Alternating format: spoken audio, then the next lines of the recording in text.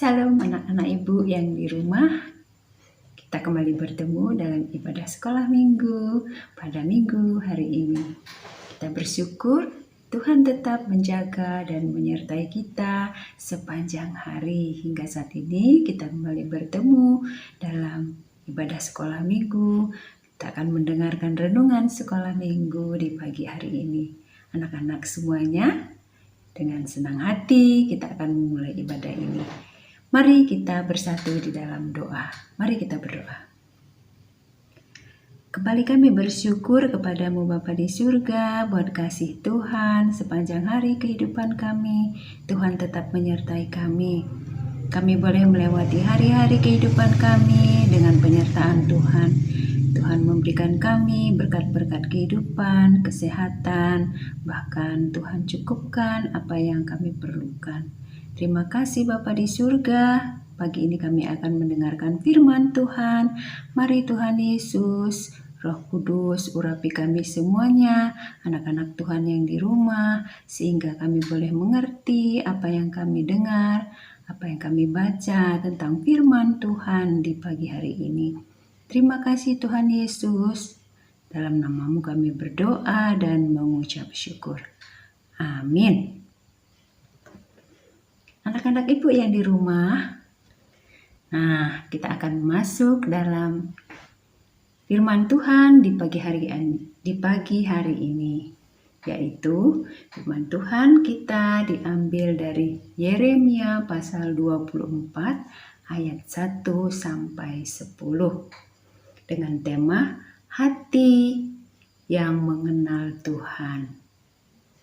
Nah, di sini ibu mau bercerita bahwa semuanya kita pasti mempunyai hobi. Anak-anak juga mempunyai hobi kan? Hobi itu adalah suatu kebiasaan yang sering kita lakukan. Macam-macam hobinya.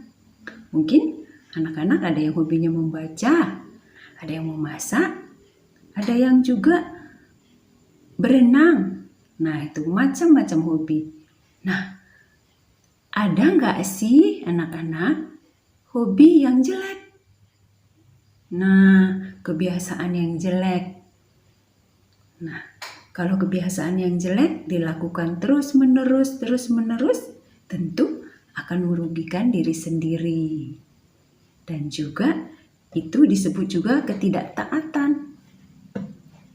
Nah, anak-anak, hari ini Ibu akan bercerita tentang suatu bangsa yang terus dinasihati Tuhan, ditegur Tuhan agar menjadi bangsa yang taat kepada Tuhan. Yeremia pasal 24 ayat 1 sampai 10. Yeremia 24 kita akan baca ayat 1.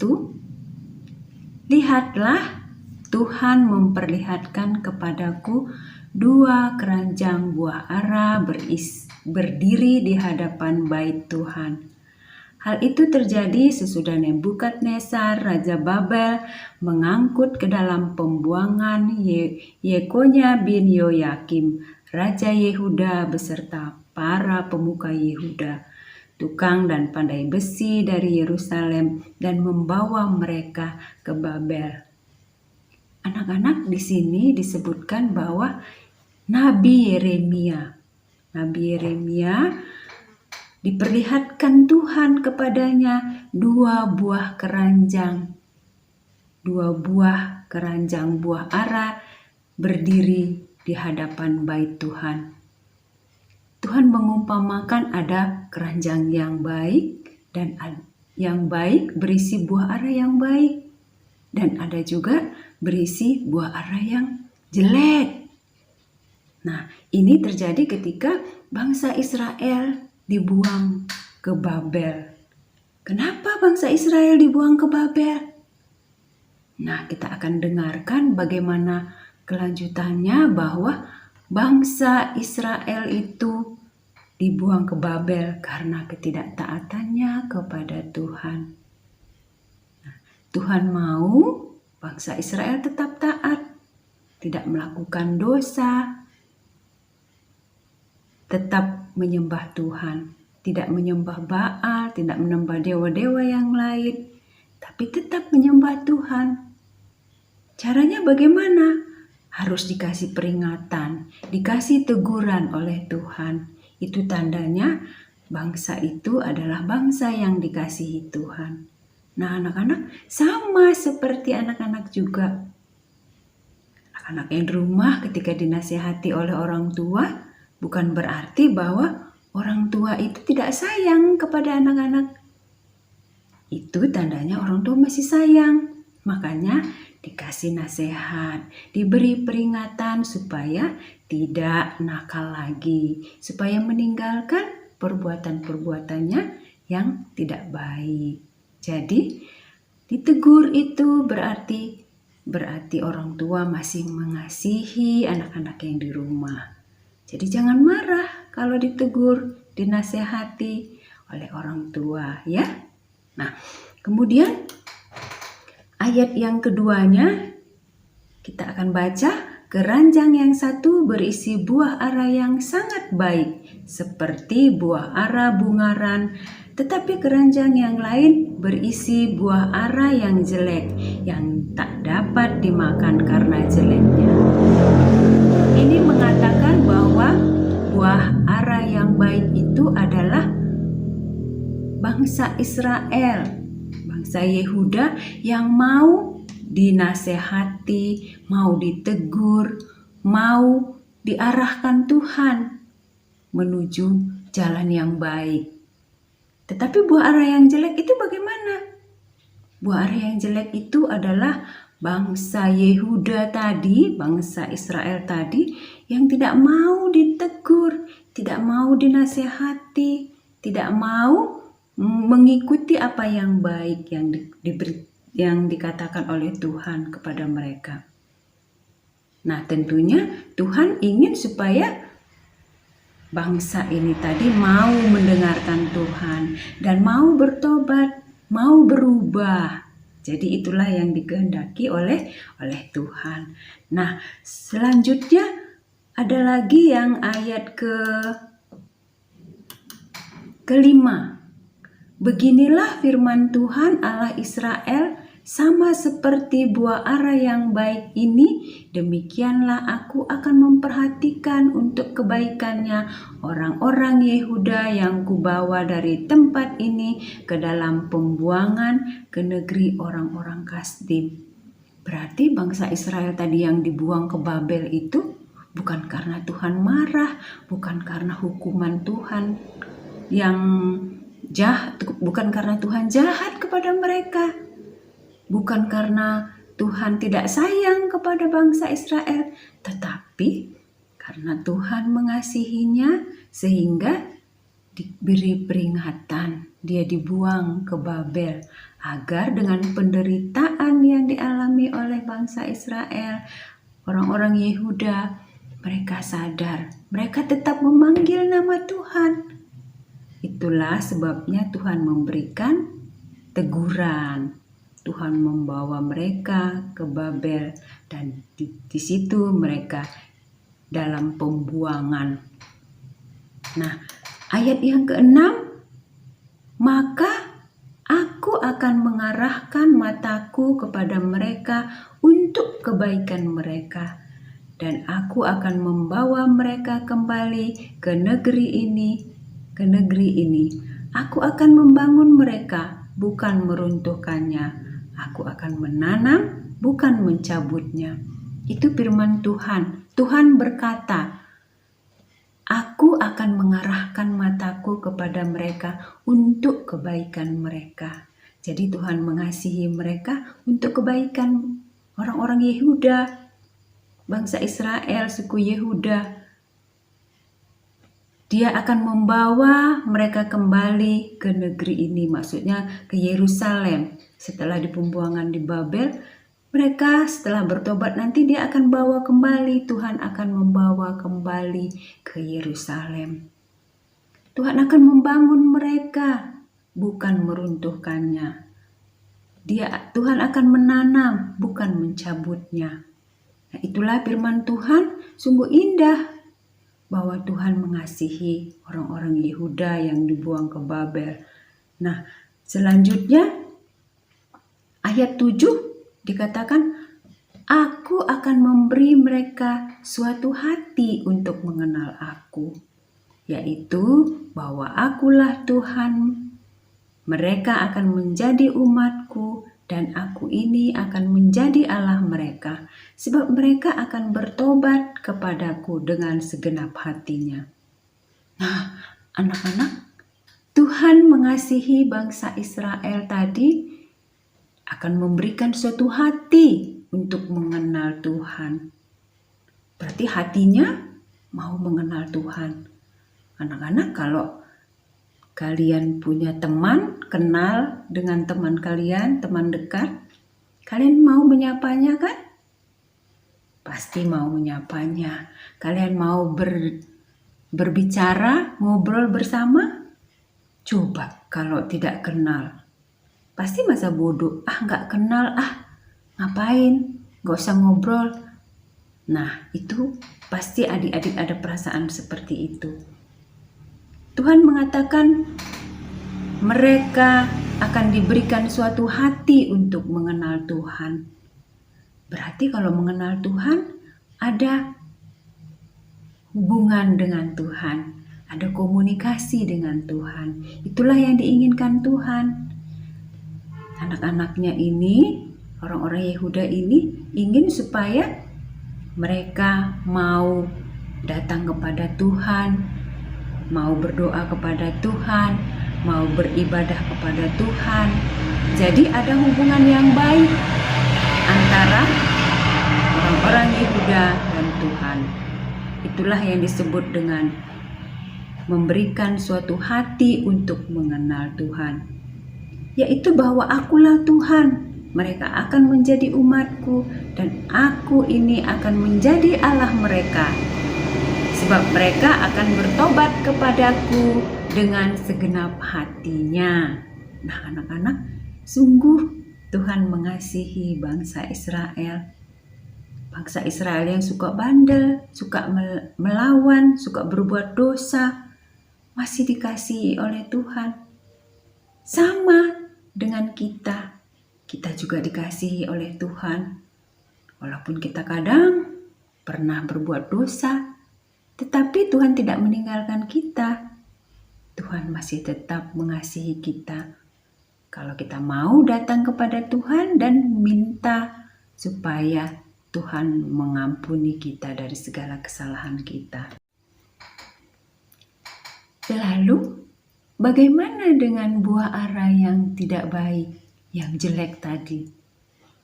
Nah, ayat yang ke-10 dari Yeremia pasal 24 ini mengatakan, dan Aku akan mengirimkan perang, kelaparan, dan penyakit sampar ke antara mereka, sampai mereka habis dilenyapkan dari atas tanah yang telah Kuberikan kepada mereka dan kepada nenek moyang mereka. Ternyata buah ara yang jelek tadi adalah perilaku, kelakuan bangsa Israel yang tidak mau ditegur, tidak mau dinasehati, tidak mau diperingatkan supaya meninggalkan dosa. Itu ternyata ada hukumannya oleh Tuhan. Tuhan akan mengirimkan perang, kelaparan, penyakit, sampai mereka habis dilenyapkan. Wah, anak-anak, berarti Tuhan tidak mau kompromi dengan dosa. Kalau yang berdosa mau bertobat, mau minta ampun kepada Tuhan, Tuhan Yesus mengasihi, Tuhan Yesus mau mengampuninya. Tetapi kalau yang tidak mau ditegur, tidak mau bertobat, nah Tuhan Yesus memberikan sanksi. Dia akan mengirimkan perang, kelaparan, penyakit. Mereka habis dilenyapkan. Wah, anak-anak, sungguh ya, yang namanya dosa Tuhan tidak suka. Oleh sebab itu, ketika kita sudah bertobat, kita sudah minta ampun kepada Tuhan, jangan lagi mengulangi kesalahan yang sama. Tetap lagi berbuat dosa, tetap lagi berbuat dosa. Itu Tuhan tidak suka. Nah, firman Tuhan pada pagi hari ini mengingatkan kita bahwa Tuhan tidak membiarkan kita anak-anaknya tenggelam dalam ketidaktaatan dan hidup dengan kebiasaan yang tidak baik. Karena itu, kalau anak-anak yang di rumah punya kebiasaan yang tidak baik, contohnya tadi apa? Bermain game lama-lama, main jauh-jauh, tidak membantu orang tua, tidak mendengarkan perkataan orang tua, itu adalah kebiasaan yang tidak baik. Kalau terus-menerus dilakukan, itu akan merugikan diri sendiri. Dan juga Tuhan tidak suka dengan ketidaktaatan. Karena itu anak-anakku, firman Tuhan pada hari ini mengingatkan kita bahwa hati yang mengenal Tuhan. Tuhan karuniakan kiranya hati kepada kita semua supaya kita bisa mengenal Tuhan lebih baik lagi, lebih dekat lagi, dan mengasihi Tuhan. Kalau kita sudah mengasihi Tuhan, pasti terlihat dari perilaku kita. Perilakunya tentu yang baik. Nggak ada perilaku yang tidak baik kalau kita mengasihi Tuhan. Nah, inilah firman Tuhan pada pagi hari ini bahwa kita diingatkan ayat hafalannya adalah ayat yang ke-7 yang dikatakan di situ, Aku akan memberi mereka suatu hati untuk mengenal Aku, yaitu bahwa Akulah Tuhan. Mereka akan menjadi umatku dan Aku ini akan menjadi Allah mereka, sebab mereka akan bertobat kepadaku dengan segenap hati. Nah, firman Tuhan pada pagi hari ini sampai di sini bahwa kita diingatkan selalu untuk tetap taat, untuk mengenal Tuhan supaya kita tidak dibiarkan tenggelam dalam ketidaktaatan dan hidup dengan kebiasaan yang tidak baik. Firman Tuhan sampai di sini anak-anak, mari kita bersatu di dalam doa. Mari kita berdoa. Bapa di surga, kami sungguh bersyukur pagi ini kami diingatkan melalui firman Tuhan bahwa kami harus mengenal Tuhan dengan baik.